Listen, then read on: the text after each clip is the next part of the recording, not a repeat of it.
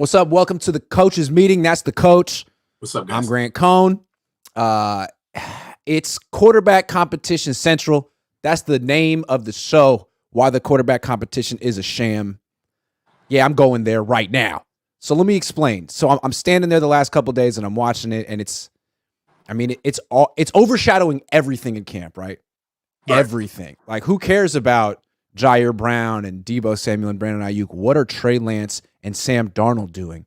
Right. And it's kind of amazing because at the same time they're saying Brock Purdy's going to start week 1.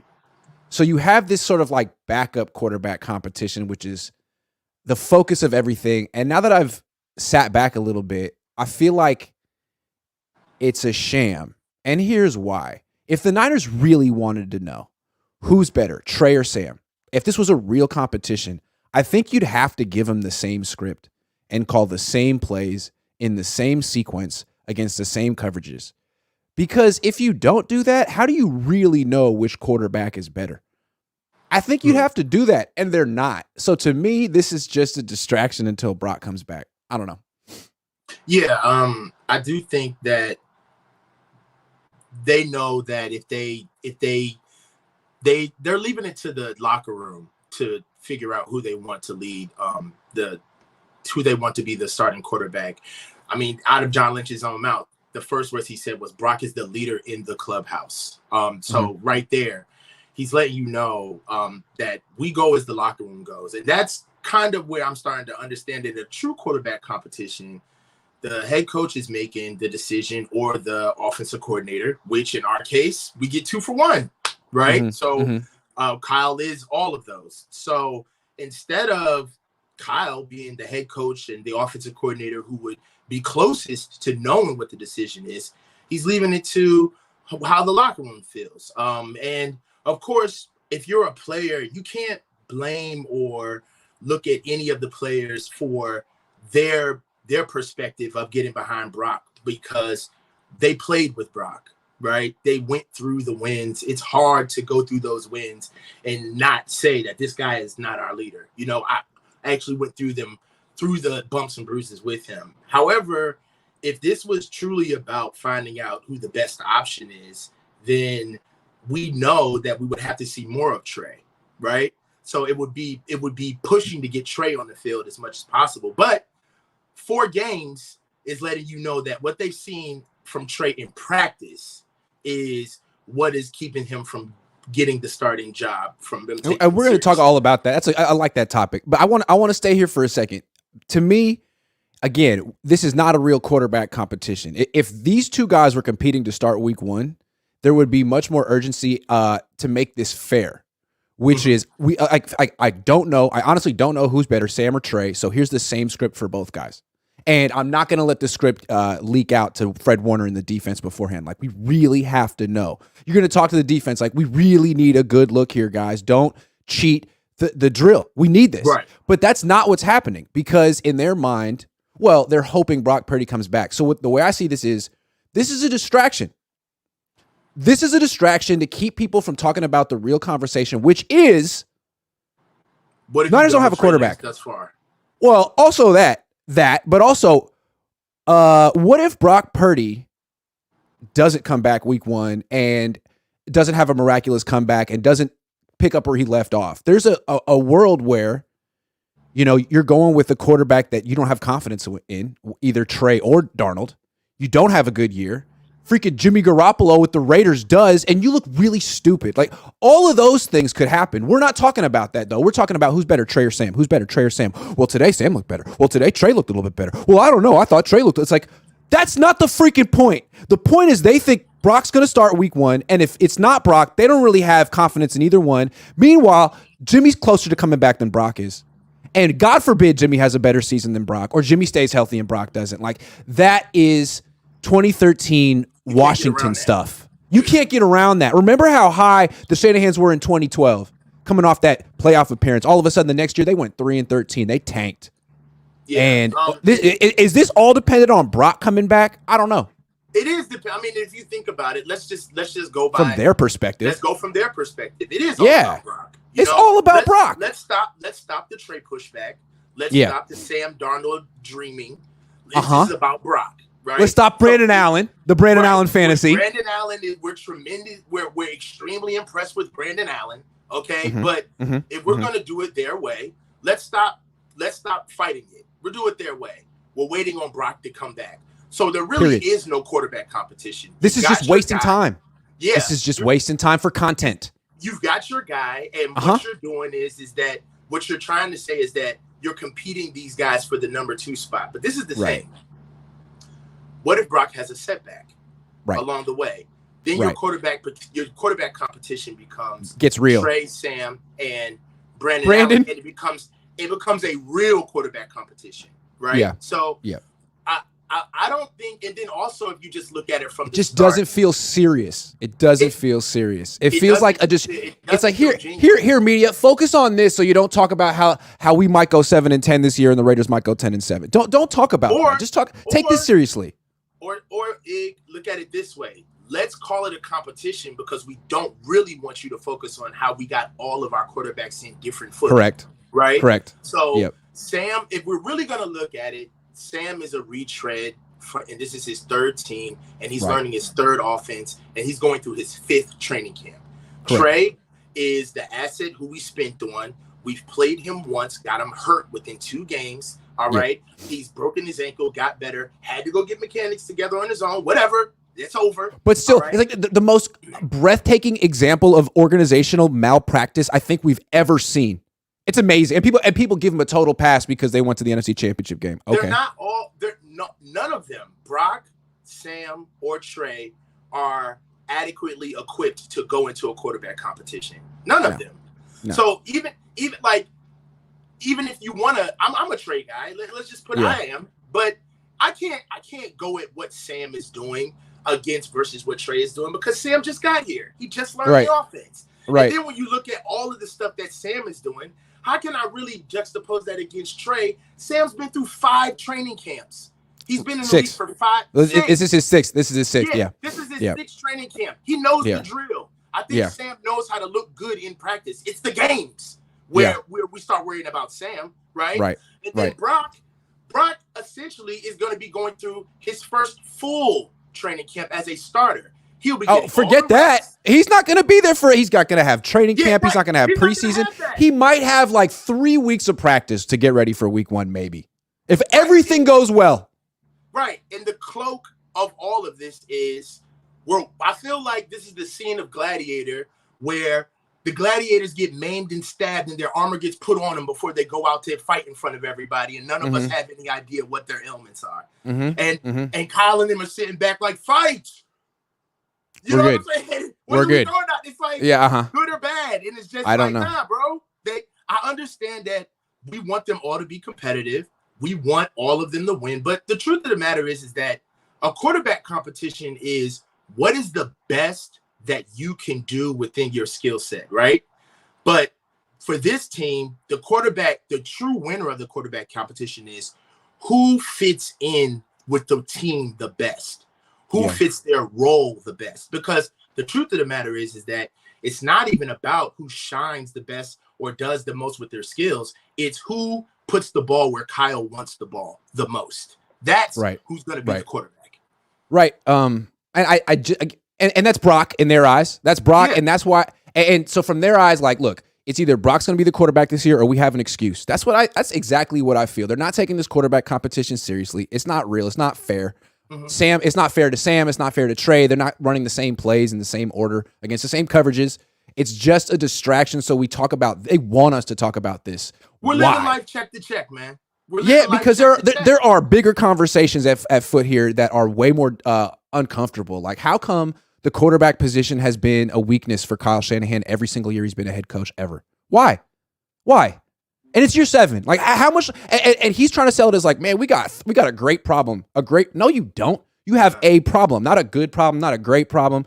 I think it was crazy is they felt they had a get out of jail free card with Jimmy when Brock came along, and they did. Right. But then Brock got hurt. And now you're in this weird position where, I mean, he's coming back from a really unprecedented. The only other quarterback ever who's had this injury is Nick Mullins, who's not a starter. So you don't really know what Brock's going to look like. And now Jimmy's actually closer to coming back than Brock is. So you are putting yourself in a position where this year you could look stupid. You could. Yeah, I mean, what we really want is we want Brock to come back healthy and for their plan to work, right? But That's what they want. Yeah, Yeah. ultimately, we're not looking for a franchise quarterback. I understand that Brock shows promise, but let's be honest, it's not what Brock brings that the coaching staff it loves so much. It's Right. what he does. Is how he accentuates everyone else. Right. So you have to ask yourself: is this really about Brock?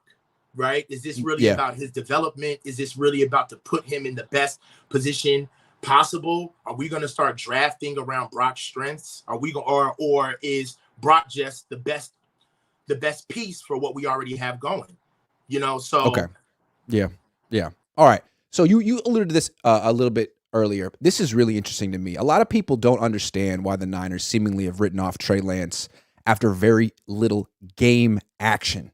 Because that's football. I mean, you need to get on the field. It's a very different sport than practice. But I think what people sort of allude to, you hear like people close to the team, the play-by-play announcer, Greg Pop, everyone who's close that you think might have an ear or just kind of insinuates it's not good. It's really like, okay.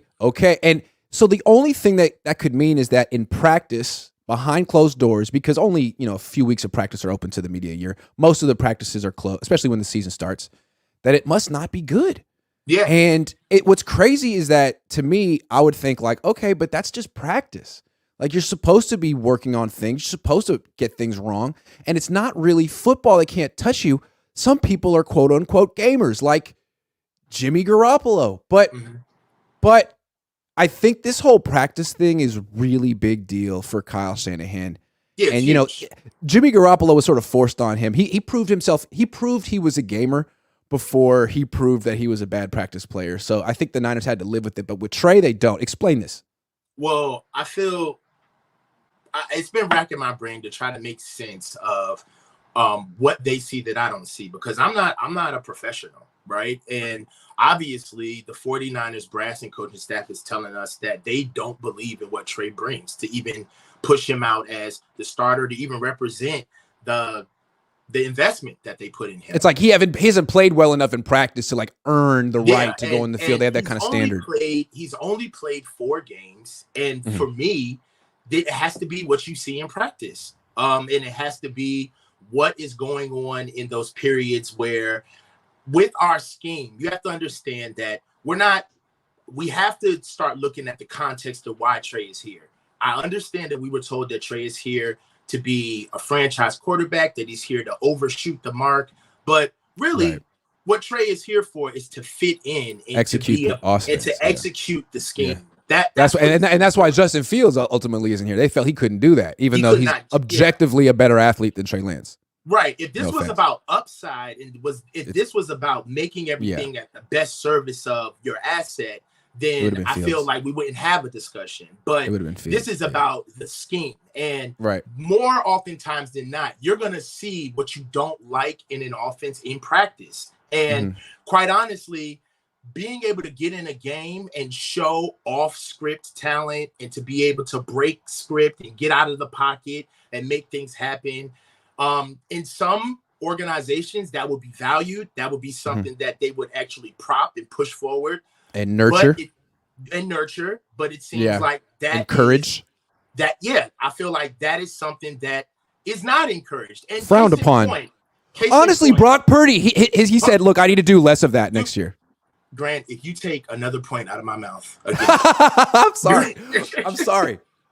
They're like, yeah, he made a lot of nice plays. He needs to make fewer plays next year. I love that. That was great. One of the best things that we liked about Brock is how he operated the offense. But what he showed us that was outside of what he gave us in processing was his off-script ability. The fact that he wasn't better. Just sitting a duck. He wasn't sitting. He was better off-script. Yes. The longer he had the ball, the better. The more dangerous he became. Sorry. I mean, let's fanboy for a minute. If Brandon Ayuk catches that backside, dude, dog, that was what it did. And that's the thing. Like, we're all calling Brandon Ayuk like Torrey Holt, and he's like up next and stuff. It's like, man, you need to cut out the drops, dog. Bro, it was so That's the one thing. But that's the beautiful stuff that we like out of Brock. But if you listen to Brock, when Brock talks about feedback, points of improvement, he talks about I don't go to the ball. So I don't go with the ball sometimes where Kyle wants me to go with the ball. I need to calm down. I need to calm down with freelancing and getting out Play of it the his pocket way. so much. Play it his way, not my way. Play it his way. And if Brock is finding himself to have to play inside the confines of the offense, imagine what a guy with Trey Lance's physical ability has to do to stay inside of the offense. So he has to play like Nick Mullins.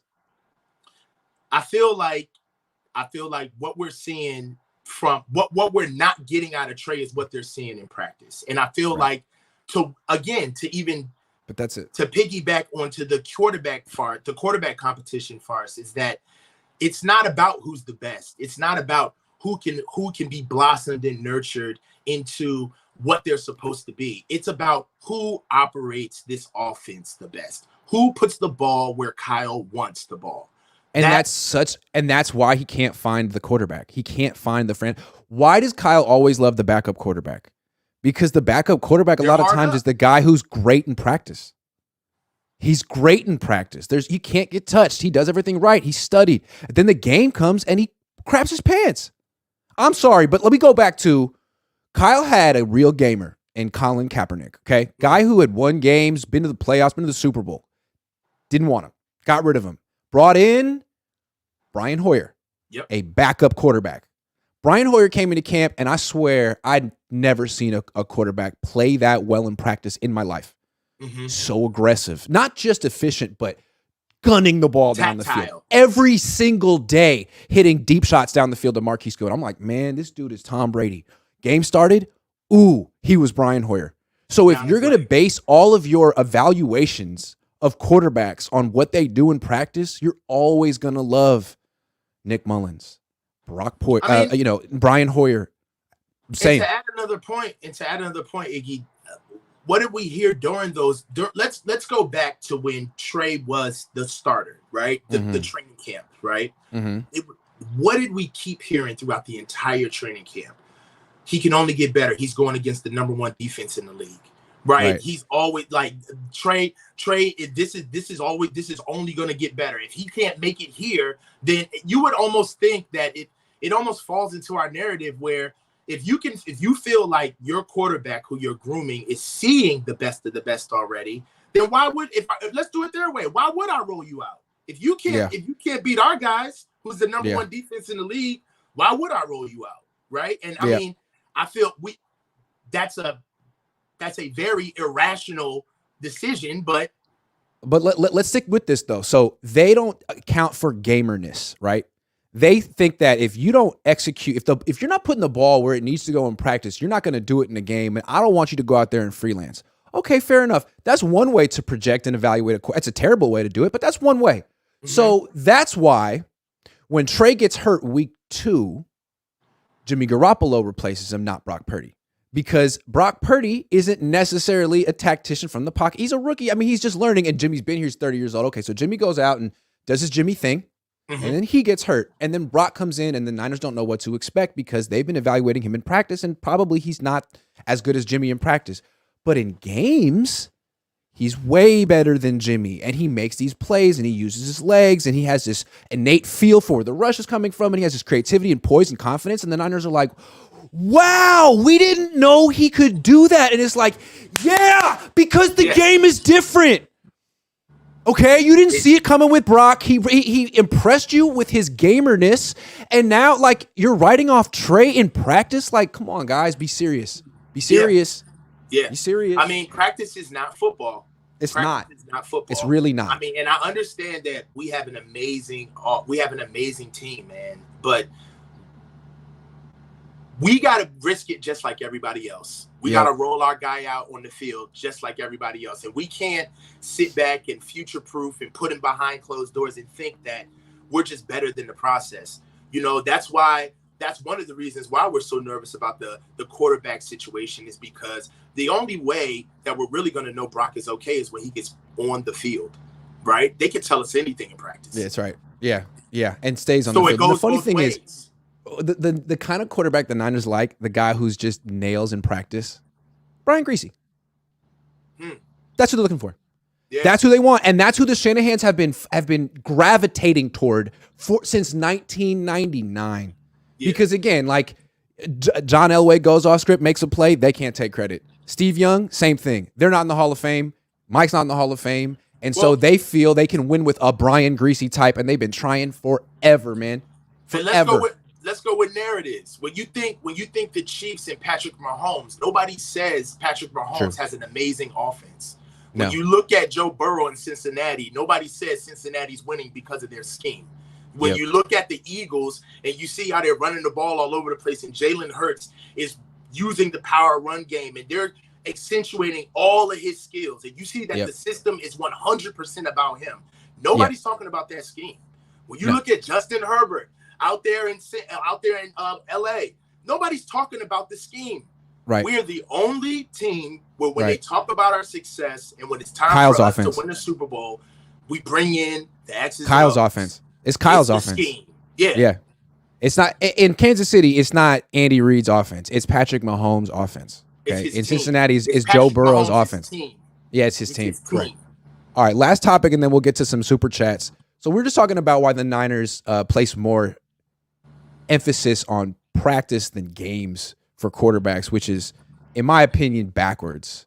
And that brings us to Brandon Allen, who was getting a lot of hype, and it was sort of the hype that we were expecting Sam Darnold to get once the practices started. But like everyone was talking about Sam Darnold before the practices started. Once they actually started, and you saw it, well, that's Sam Darnold. Okay, well, Brandon Allen, he started off hot, and Kyle Shanahan's like, man, I'm extremely impressed. And George Kittle's like, I don't think the ball's hit the ground yet. And like, they're serious about it. And then Greg Papa, the play-by-play announcer for the team, yesterday or the day before on KMBR, like with a straight face says, hey, man, if Brandon Allen keeps doing this, like the Niners really could trade Trey Lance because I think they've got their backup quarterback. It's like, okay, so this is like a real thing going on in the organization. Yeah. And then yesterday he goes 1 for 8, and it's like, right, that's Brandon Allen. Okay, he's like 30 years old. He's not going to be whatever. But it just shows you, why are the Niners excited about Brandon Allen? Because they're always in love with the guy who's hot in practice that week. They did it with Mullins for years. You know why? Because whoever's playing well in practice.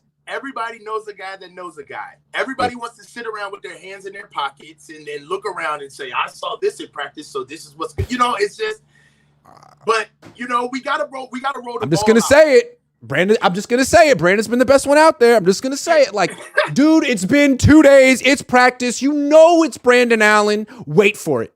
Hey, I don't know. On this team, in this system, no. Yeah.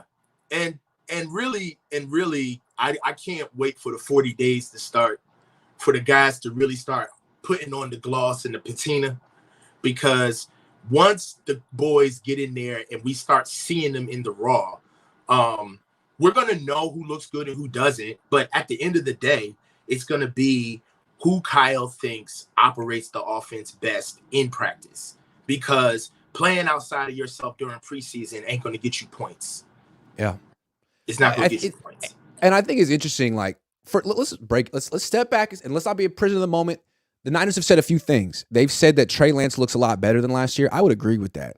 And that's a good thing, right? Like, you want that, right? That's who you've already made your investment in. They also said that Sam Darnold was going to be a totally different person once he came to this team. So far, that hasn't happened. Maybe it will in the future, but so far, the whole Sam Darnold's going to be a different person here.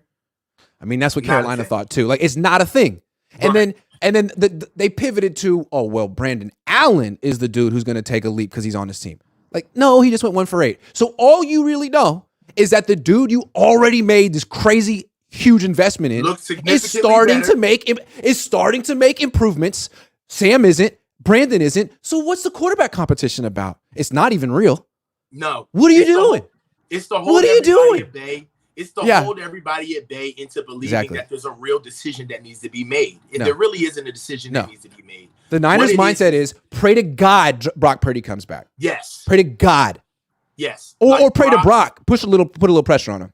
Yeah, definitely. Like, he needs to come back 100% healthy and ready to go, because if he doesn't, then everything else is thrown out, because you can't lean on Sam. And then if Brock has a setback, then effectively we're rolling into the season with Trey, Sam, and Brandon Allen coming in. And right now, what you're essentially saying is, if you want Sam is that you'd rather have a somebody else's choice at number 3 overall and number 1 overall than yours. That went to 2 different teams. Yeah. That's learning the offense for the first time than your choice. Yeah, let's talk about that for a second. Let's talk about that for a second. So the Niners traded 3 first-round picks and a third to Miami in 2021 to move up to 3 to get Lance. Panthers had the 8th pick in that draft. They decided not to take a quarterback, and they instead traded a second and a fourth to the Jets for Darnold. So both guys were available, Lance and Darnold, in the same offseason.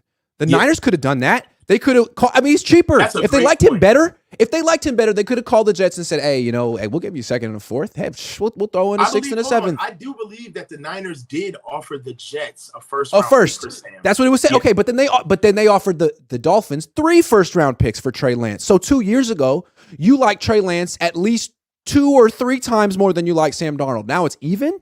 Yeah. Off of what? What is Sam Darnold? 6 games last year? You know what it's off of, though, Grant? It's off of Kyle likes Sam, so he can't let him go. He thinks he can make him work. Just like all of the players that Kyle likes, somehow, some way, they find their way onto the roster because he thinks they can work. He thinks he can make Sam work. Honestly, if you look at the skill set of what they believe Sam can do, he's a more athletic, developed version of Brock Purdy. And they believe that it could work because Brock is who has the locker room's heart. He's the latest what they've seen, right? Sam is the contingency, and Trey is what they don't trust because he has skill sets that don't matter to what they're trying to do offensively. It doesn't track here. I'm sorry. I got a vision, and sometimes I get distracted, but this is important. We need to talk about this. I think Kyle Shanahan should make a song called I Need a Quarterback Part 2, featuring Genuine and Jagged Edge. And it could be Kyle talking about, this is what I need.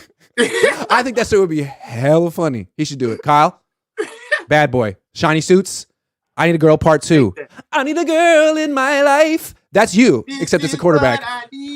That's what lay it out. What you need at quarterback, okay? A guy who makes 5-yard passes on time. Guy who doesn't talk back when I call him bad. And there's nothing wrong. Almost, I know it doesn't sound sexy, but almost like if we were gonna do all of this, let's go back to your revelation. 5'5" with dimples, potential wife credentials. That's what he's looking for, dog. Just 5'5" with dimples. That's what he needs at quarterback. Okay, go ahead. Sorry. If he's looking at, let's go back to your revelation of him looking at Sam Darnold and still offering the Jets a first-round pick before spending a boatload to go up and get Trey, right? Like, even if he didn't want to do all of that, stand pat at 12 and get Mac. Yep. Just don't move. Yeah, right? Just don't move. Yeah, you could have done all of that. And again, like, he's avoiding all of those conversations by having us talk about who's better, Sam or Trey. Well, I think it's Sam. Right. I think it's Trey. Larry said it's Sam. And he said it's, actually, it doesn't matter. It's all to distract you. It doesn't matter. The team is too good. I feel like nobody's asking the number one question of, how do we get this far without you handling this? I know. Like, what? This far? Year 7. We're here. How do we keep coming back to this level of success, and you haven't handled the number one single point of failure on the team? But they're like, no, we have 3 answers, maybe 4, depending on what Brandon Allen does today in practice, 7-on-7. I think Brock gives this team the best chance to operate the way they want to, right? I don't think. Yeah, based on 2 months. And here's the thing with the Niners. They're so reactive. If Brock comes back off this injury and no offseason and struggles for 3 games, they'll be off Brock. Quick. And that reactive. I'll put money down that if Brock ain't playing, it's going to be Sam. It's going to be Sam. It's all about practice. It might be Brandon Allen. It might be Brandon Allen. Yeah, it might be Brandon Allen. It might be Brandon Allen. I'm telling you. Yeah, I'm telling you. Yep. I'm just starting. It's all about practice. I'm not fighting. I'm not crowing at the organization anymore about what I think they should do. I'm about to just. No. I'm believing what they're gonna do. We know them. Yeah, we know what I they're gonna believe do. who you say Yeah. you are, and you're Yep. not gonna play Trey. Nope. And if Brock's Nope. hurt, you're gonna find a way to play Sam. Yeah. And You'll once say you Trey's put, finger hurts. His finger, he had a setback with his finger. It's the Yeah. craziest thing. He broke Right. it 2 years ago, but it hurts again and he can't play. But he was doing great. They'll make up a reason not to put him on the field. I wonder if we do see Trey, will we see any quarterback powers anymore? No. Because for some reason, we've just completely forgot about the fact that Trey's coming off of a major injury. Here's what they're going to do. Okay, so remember how the Shanahans washed their hands of RG3? Yeah. He just isn't the athlete he used to be, so we can't really call those runs. And, I mean, we'll give him a shot to play quarterback, but look, he's trash. Oh, Mike looked. So that's what they're going to do to Trey. Like, hey, we can't call those quarterback runs. I mean, he broke his leg. I mean, it was gruesome, so we won't do that anymore. But at the same time, it's kind of what made him effective. So he can go out there and suck. Robert. Yeah. If we call, the only way to make you effective is if we run you. We have to run you, Robert. Right. And if we don't make these plays for you, then we can't be effective. I know that I'm the genius. Yeah. It's my offense. You're going to fail. But you're going to fail if you try to pass the ball effectively. Right. Because I want you to do exactly what I tell you to do. And I don't have room for any of your creativity. I don't have room for your talent. I don't have room to nurture you. I have room for you to be the best you can be within my offense. Because frankly, I could win with Brandon Allen. Frankly. And he's been better than you in practice. Have you seen his numbers in practice, Trey? Have you seen him? Yeah. It's completing 75% of his throws. Cousins. Yeah. Right? But the only quarterbacks who seem to win with this scheme are more than the ones. John Elway was not a wilting flower. That's true, because again, like look, Nick Mullins, I like Nick Mullins, but Nick Mullins, Brian Hoyer, they look great in practice. You put them in the game behind this offensive line, they know their limitations. They see who's blocking. They know what's up. They know it's not going to last long. And it didn't. Mm-hmm. It didn't. So you need someone like Brock or Trey who can get the hell out of there and create off script. And Kyle's like, Drew Brees would have got the ball out of his hands quicker. Like, you don't have Drew Brees, buddy. And you're not Sean Payton. Mui says BP was injured twice in 8 games. That's true. I believe Lance will play at some point this season. It seems based on your footy, Lance could be creating rapport with Kittle that will pay off later. I believe that. I will say one thing. I saw a lot of Trey Lance dancing and laughing at practice. It's a good sign. He was very serious the last couple of years. Yeah. Seems like there's less pressure on him now. He deserves to be able to play free. Yep. He also is you could tell he's the kind of guy I would like. I feel like he's a good hang. Yeah, like you can see him talking to Sam Darnold. Like some guys would be standoffish, like, dude, screw you, man. We're competing for the same. It's not my job to be your friend. Like, let's play football. Yeah. Like, they're so not like that. And I think he was like that with Jimmy. I think Jimmy's like that too. You got to give. They all seem like they're pretty. I'm glad you brought that up. If we're gonna go with the personal level, I do believe that Sam, Trey, and Brock are above it all. I don't think that they're wearing this competition at all. I think that they see that, hey, they're going to make the decision whether we play good or not, bro. Let's just go out there and play. I do feel that from all three of them. Even with Brock, he's just kind of like, hey, man, I'll be healthy when I'm healthy. It is what it is. Yeah. I don't know Brock. Brock's interesting. Brock, to me, is not a people pleaser the way maybe Sam and Trey are. And maybe that's a good thing. But Brock, he just kind of keeps his nose down and he's serious and he's grown up. But he's a real faith-based kid. We're going to learn more about Brock. I don't know what he's like. Brock ain't no pushover, man. No, he kind of walks around with his nose up high. You know what I mean? He really thinks he's special, which he should and needs to. Every great athlete does, but he has a healthy ego. I'm not sure that Trey or Darnold does. You don't make it to where Brock has made it without tremendous belief. Correct. Yes. And you can see it. So it's a good thing, but it's interesting. Like, he comes across as, oh gosh, he's so humble. Like, I don't know about that. I'm not sure about that. Yeah. Vito says Trey Lance will retire a Hall of Fame quarterback. Hey, man, from your lips to God's ears. Right. Strider, the stride abides. Dennis says Grant Coach equals the Carter album of Niner content. Wow, that is high praise. That's high. What is pass rush and blocking like in OTAs? Full speed, locked horns? Oh, no. They don't even wear pads. So it's and there's like rules against press coverage and stuff. So pads go on usually the third or like the fourth. it gets softer every year. And now it's like the 6th day of training camp. It used to be the 3rd. Eventually, they go on like early August, and then there are one-on-one pass rushing drills, which are interesting. I mean, how many two-a-days do they have? Ha! Two-a-days. You kidding me? They haven't had two-a-days since 2010, man. They haven't had two-a-days since I got on the beat. They got rid of that Like two collective bargaining against. Oh, they don't do two-a-days, man. They got rid of those two collective bargaining agreements ago. They got rid of that when they put in the rookie wage scale. They don't do it. You're dating yourself. You're older than me. When you were a senior in high school, I would have been a freshman. That is true. Yep. Shreddy Murphy says, you know what I'll never understand? If Kyle liked both Mac and Trey, why not just take who was available 12th pick? You people don't take this into account. But hold on. What if you don't know what I'm going to say? What if Mac didn't like Kyle? What if they met up and it didn't go well? Because Kyle isn't that. He'll just say whatever, and he might think it's like a test. What if it didn't? What if he and Mac? Because what do we know about Mac, right? What do we know about Mac? Sensitive. Yep. Bill Belichick had to tell his own coaches, "Go easy on Mac. He doesn't take negative criticism." Well, then then Kyle's the worst coach possible for you because he's relentlessly negative and he won't coddle you. He won't coddle anyone. He will explode on you too.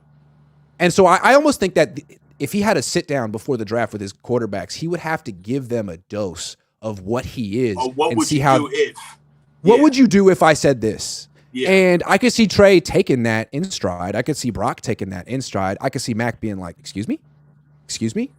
So I'm not sure that Mac was an option. Also, if you look at it, styles make fights. Mac isn't necessarily coming from some podunk-ass school, from some nobody coach. All right? No. So Mac's being coached by some of the best coaches in the game. He knows what a good coach is. He could say, dude, I played for Nick Saban. What the hell is this, dude? Yeah, I had Bill O'Brien. I had Steve Sarkisian. I had Lane This is not, This ain't it. This ain't it. The official 999 says a cop told me today we traded for Pickett. Really? I think arrest him for lying.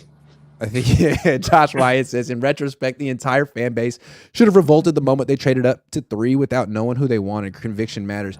That's true. So true. And what happened was people were just so excited that a move happened. There was mystery. A grab bag. It was so much fun. Choice. You know what I'm saying? I was happy that there was things to talk about. I mean, my hits went through the roof. Honestly, my hits haven't looked back since they made that trade. 2 years. Yeah, it's been the best thing that's ever happened to my channel, but it wasn't the best thing that happened to them. That's a goated ass comment because that's true. Like the moment that they went up there without a plan, that should have been the red flag off rip. Like you didn't trade up to number 1 without a plan. You traded up to number 3 without a plan. What? Excuse me? That isn't. I'm sorry. That's almost kind of like a microcosm of how it's always been. We're just kicking the can and we'll just make a choice because we believe we're good enough to make whatever choice comes out of this happen. Just like this quarterback competition. We're good enough to make whatever comes out of this happen. Yeah, agree. They can trade 3 first-round picks, waste them, and still, not miss a beat. That's their official line. Well, we still made the NFC Championship game. Like, yeah, but you might have won the Super Bowl if you had actually gotten something out of those. That's huge investments. But come on, Ig. That's the economics of the game, baby. Like, come on, man. We kicking the can. We making a lot of bread on these NFC Championship appearances. That's all that matters. I mean, that's all that matters. Business is booming. So hell yeah. I'm getting the feeling that the fans are the only ones who really care about the Super Bowl. Because I know, like Jed York, he was just like bathing in money at the owners' meeting. He's like, yeah, would I like to go to the Super Bowl? Like, yeah, but like, nice. Look at all this cash that I'm drowning. Nice. Yeah, I almost can't breathe because I have so much cash around me. Zeke says, can we get a Mean the Dream on the show? He hasn't called in a minute, but I'll DM him. 1, 2, I'm sure 3, he's out there. Combo! Would love to hear his opinion on the competition. Yeah, I'll get a Mean for sure. Connor says, Grant, someone is re-uploading your videos channel called Asthma Ant. Yeah, man, he's like all of them. All right, yeah, I'll handle it. Really? Yeah. Why is he doing that? I don't know. Pause. All right, I will. I'm afraid that like I'm gonna file a copyright complaint and they're gonna terminate my channel by mistake. I got you. I'm in tech. I got you. We'll talk about it later. All right, we'll talk about it later. Tyler Cressley says, Grant and Coach, if you are both right about practice, I'm going to say this right now. We are never going to win a championship with this team ever. Kyle valuing practice more than games. Hey, Tyler, you said it. We led you there, but you said it. Yeah, I mean, pretty much. That's really what it is. It's about where he wants the ball, and honestly, when you're going against defenses that aren't going to because think about it this way. If I'm an OC and I want to figure out if I'm obsessed with where the ball is supposed to be going at all times, then that means that there's a lot of times where I'm scripting that defense because I want to test my quarterback in the wild to see what he's going to do naturally. So right, the pattern, the coverage, where the ball's supposed to go every single time. And you can't do that in games. Defenses aren't going to give you the look that you want in games. So hey, we're playing cover 3. Cover 3. But again, what is all the motion about?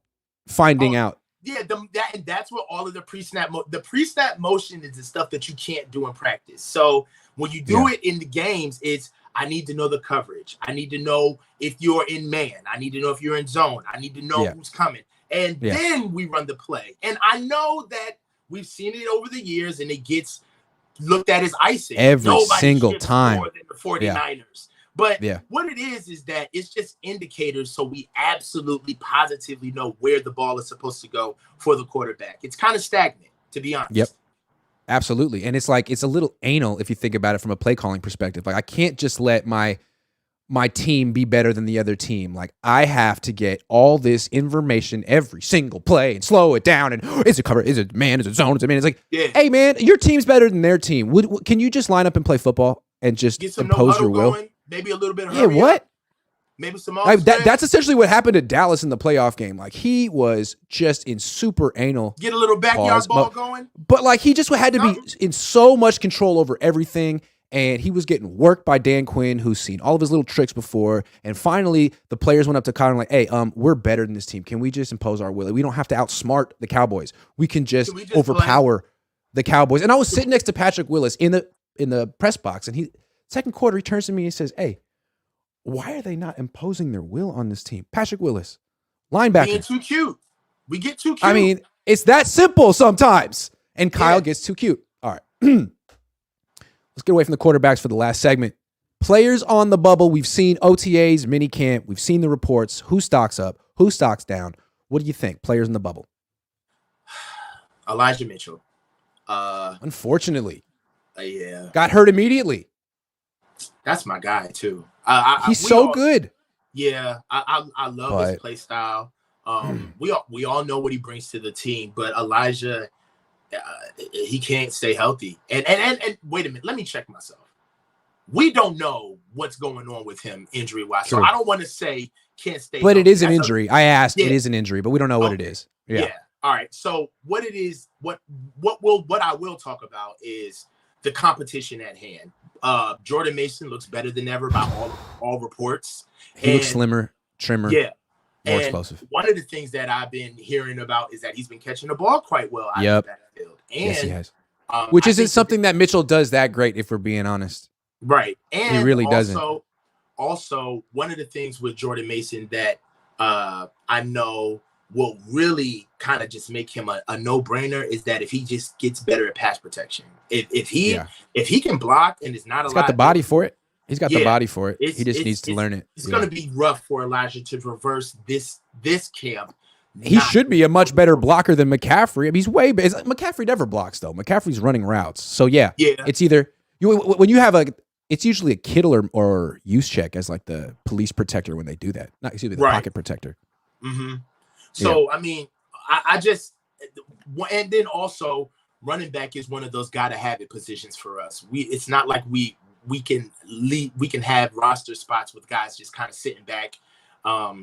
We will need guys to run and run hard for us early in the season for us to catch our footing because of our quarterback situation. Our run game is going to have to be humming off the break. And because of that, we're not going to be, I feel like it's a numbers game, and we're not going to have the numbers to ingest any injuries or hiccups along camp with Elijah. So I feel like Elijah's, go ahead. One. Okay, I'll go. I got one. I'll go. Okay. Hold on. I'm going to sneeze. Hold on. Sneeze. Do it. No, I'm good. All right. Okay. Danny Gray. Danny Gray's on the bubble. I thought it was going to be Ty Davis Price, one of those two. But Ty Davis Price looks, I mean, he's healthy. Like Mitchell is the guy right now. Mitchell needs to Right. come back because Ty Davis Price is looking healthy and confident. Danny Gray had a good day, one of minicamp. But every other day I've seen him. Why? I mean, yesterday he dropped another one off, let it bounce off his chest. Like his best play at minicamp was smoking Diamador Lador off the line at the 3-yard line with the slant and dropping the ball. Like he catches it with his chest every time. And so you really can't trust him. Like he'll make a good play, but if he does that stuff in games and clanks a couple balls, you're never going back to him ever. Well, I will say this. What I do know is that sometimes receivers who are body catchers are mostly smaller receivers, right? True. And because they're body catchers is because they want to make sure that they secure that ball and they really don't trust going out there with their arms to go get the ball. Yeah. I feel like that's something Danny's not small. He's not small. Much bigger. Yeah. He's actually gotten a lot. He's gotten a lot more pronounced into his pro body.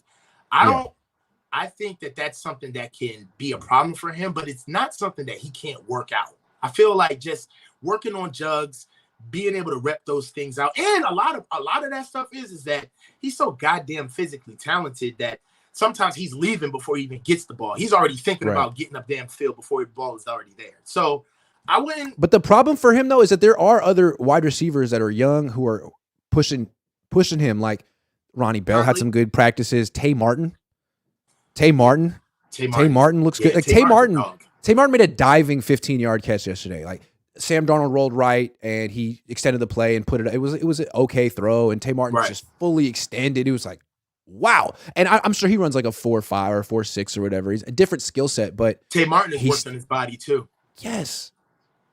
So, I mean, I'm not saying Danny Gray's going to get cut, but he's for sure on the bubble, and what he does in these practices matters. That's true. Yeah. That's true. All right. Yeah. So, I feel like Ambry may be on the bubble this year. Yeah, he is. He is. I feel like this may be the time that he may go. Not only with, all right, so we could talk about it in twofold, and this is why I really feel like Ambry may be in trouble, is because one, we could talk about what they just brought in. So Samuel Womack is on his second year, and I'm hearing that he's looking better. He looks a lot more in shape. He's looking really good. And then also we've got Darrell Luter Jr., who we just brought in. We got the UDFA. Missed all of minicamp, and they didn't say why. I don't know what's going on there. So that gives Ambry a chance. But I mean, if Luter's back, in training camp, right? They're invested. Yep. This is a kid. This isn't a coaching staff that goes off guys. They don't like to be wrong. Yeah, they're not going to cut Luter Jr. at all. He's on the team. He's making the team. No, you're right. Yeah. You're right. So you're right. and on top of it, we don't even know how Ambry's going to ingratiate himself with Coach Wilkes. So correct. We do know that Coach Wilkes is here as a defensive coordinator, but let's be honest, he's also here as almost kind of like our subject matter expert to get our secondary together. I feel like we had D'Amico and we had Coach Sala, and they were very strong in pushing forth the edict of the defense. And then we always have Coach Kasarik to work on the D line. So our linebackers, I feel like in some ways, our linebacking core has gone as far as they can go as far as developmental from the ground up. We almost have the blueprint there. Where we lack productivity and development is in the secondary. Right. That's where true. we have issues. Yeah. And I feel like, and this guy was always a project. I mean, he was like Trey. He didn't play the COVID year. Exactly. And I feel like with Coach Wilkes, we already saw the types of players that he was bringing in, bigger DBs, more physical DBs, and also we'll start to see how heads will roll, how he's just going to start weaning out what he doesn't want in the building. So Ambry may be a part of that first evolution. Well, so far so good for Ambry, though. It seems like Steve Wilkes is trying to embrace him with positivity. Like Travarius Ward was one of the veterans who didn't participate in 7-on-7 and 11-on-11s. And I don't think he's injured, but he just didn't participate. So the starting left corner was Ambry. All of OTAs and training camp. Minicamp. I'm not saying he played well. Like that. I mean, it's a vote of confidence, but then he still does the same thing, which the last 2 years, it's not just that he's getting beat. It's that when he gets beat, he's like 5, 6, 7 yards away. When I asked Corey Unlin last year in training camp, when they did that, those little informal interviews Corey right. Allen was the DB coach. I said, so how's Ambry Thomas doing? You ask about all the players. He's like, he took a second. He was like, well, he's been doing better. He's been getting a little bit closer. It's like, yeah, that's the issue with Ambry. Like, he's so far away. Yeah. I don't understand what's going on. So he's got a chance, but you contrast him to Samuel Womack, who's been the second team right corner behind Lenore. It's like he's always like this close to the guy, It's almost like, oh, they're gonna call a flag. Yeah. And then, let's put some love on him. Ambry did miss an entire year of ball before he came in with the COVID year. So he essentially came in behind the 8 ball. And maybe and this is us talking now, before the 40 days, before these guys have kind of got around their peers and kind of see, all right, this is where I stand with the improvement that I've done thus far over the offseason. Now I know where I need to go with these next 40 days in order to really be geared up to go during camp. And, who knows? Ambry may shock us. These 40 days, guys can come in much better or much worse than where they came in for OTA. So, I feel like Ambry is a guy that I singled out based on Coach Wilkes being here, the new personnel that we've gotten, but he's by no way, shape, or form out of it. That's fair. Agree. Okay, I got another one for you. Okay. Kinlaw.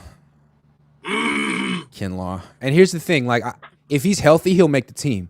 But he wasn't there at the last day of minicamp, and his issue has been, whatever is going on with his knee, it can't stay healthy it hasn't stayed healthy for extended periods of time. So if he goes through training camp and that's the case again, and he's in and out, and they don't really know what they're going to get in terms of, durability, well, they have a lot of other guys who are good and dependable and durable. I mean, beyond Hargrave and Armstead, they got Givens, McGill, Kalia Davis, and this undrafted rookie free agent, Spencer Wagee, who's really – yeah, I mean, so they have a bunch of guys who don't necessarily have that durability question, and they don't need to sort of jeopardize a roster spot in a guy who may be not active. So him. Yeah. And it's all about his availability. Yeah, and then really that's purely what it's about for Javon. That's his availability. We want him to make it. It's just they want him to make it. Yeah. Yeah. But it's just that for what we're trying to do offensively. And then this is the thing about Javon is that he not only needs to fill a pertinent position on our defense, but he's replacing a spot that was more than adequately filled with Buck.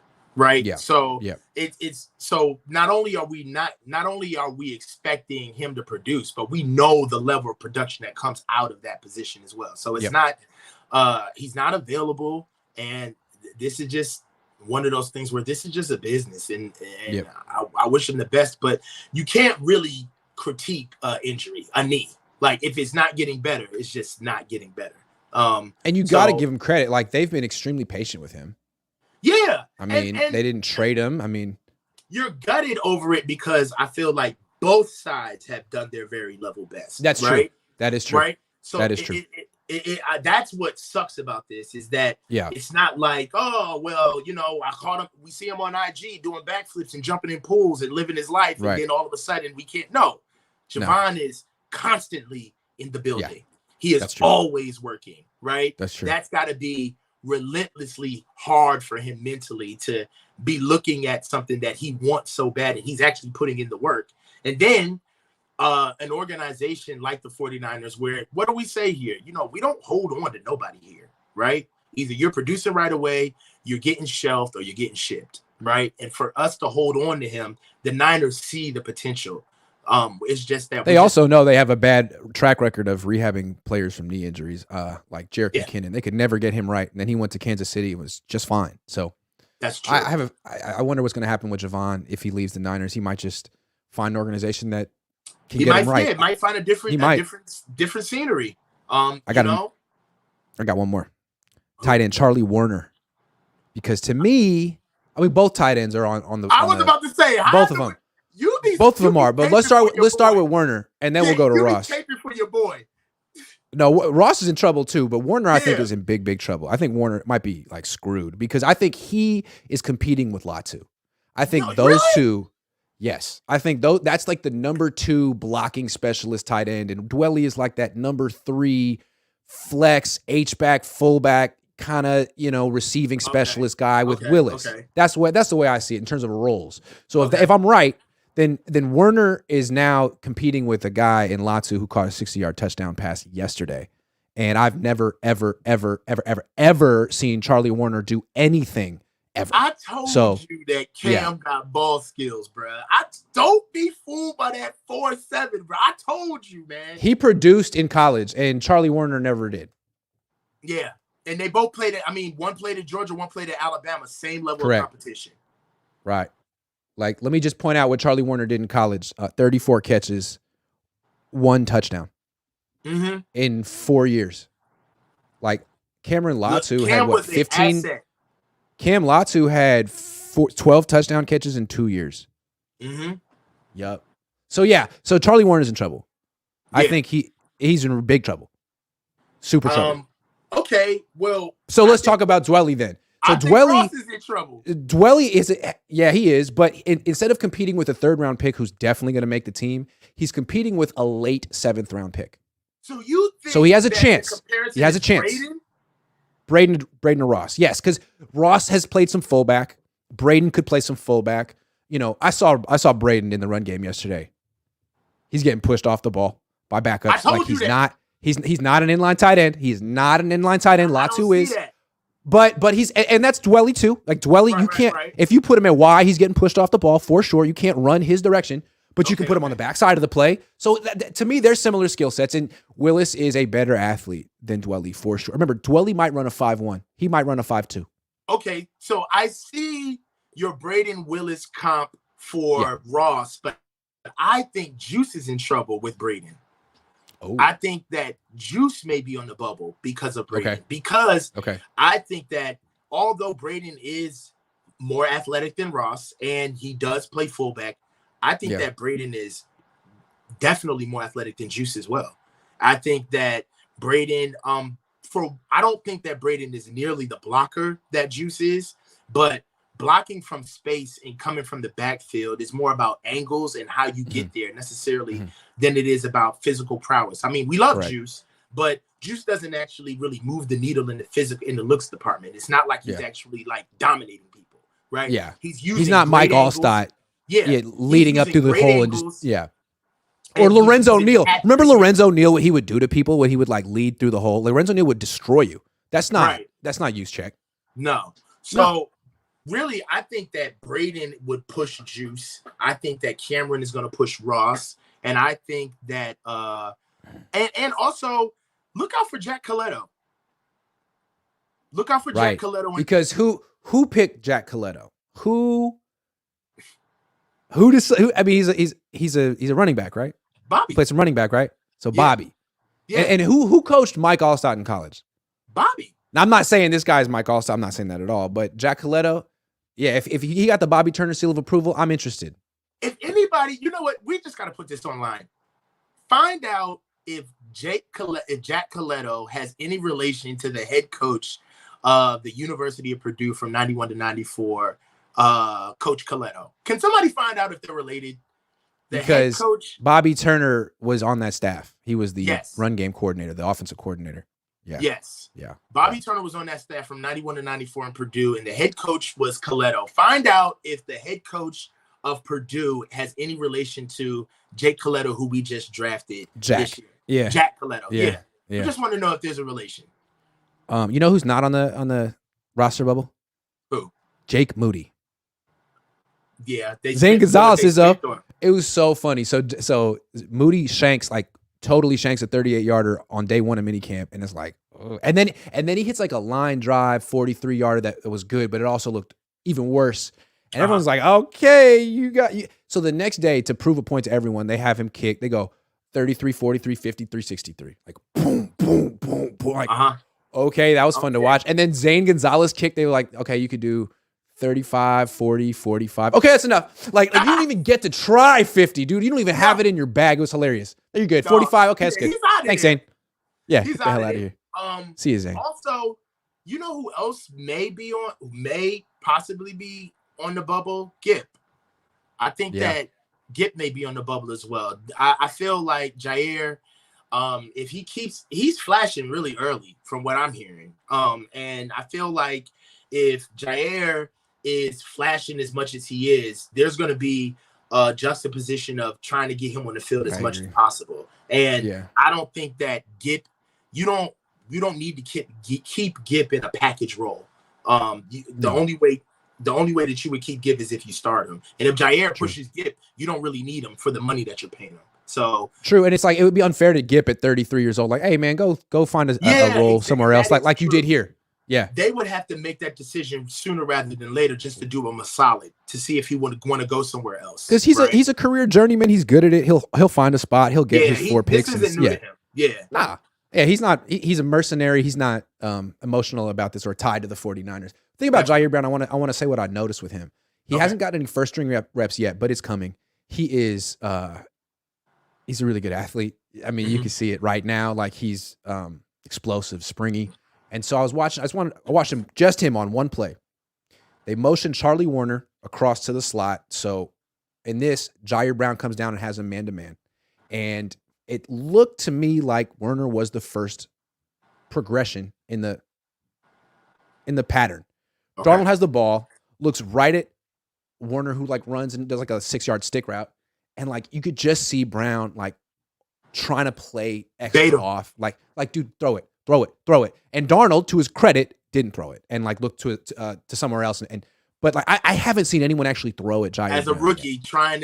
And what they said was when the media wasn't there, he's had like 3 or 4 picks. So I think when the media is there, these quarterbacks know like I'm not throwing to that motherfucker. I'm not. So I think he hasn't made the plays in front of us yet, but I think there's a reason he hasn't made the plays in front of us. I think the quarterbacks aren't dumb. Yeah. I mean, he's a ball player, man. I mean, Anthony Poindexter is DB's coach. It's somebody who is ingratiated with my family. He recruited my little brother to go to UVA. And Dex loves him. Thinks the world of him. So I love him. Yeah. Not that I'm an expert, but I'm in. I can see it. Yeah. For Life Niners is Chris Sims interview on Gold Standard. Real suspect.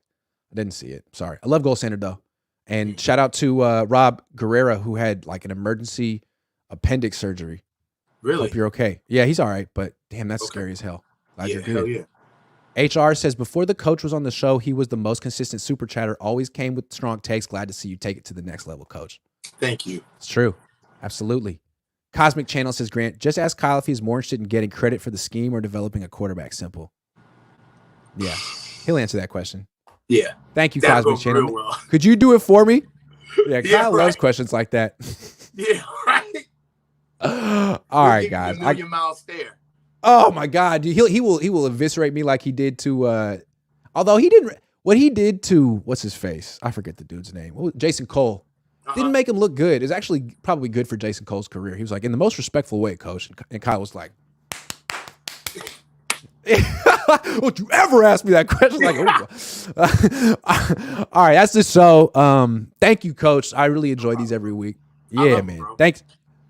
Thank you, everyone. I'll be back tomorrow with my pops, a special end of week Friday countdown. So hang tight. Yeah.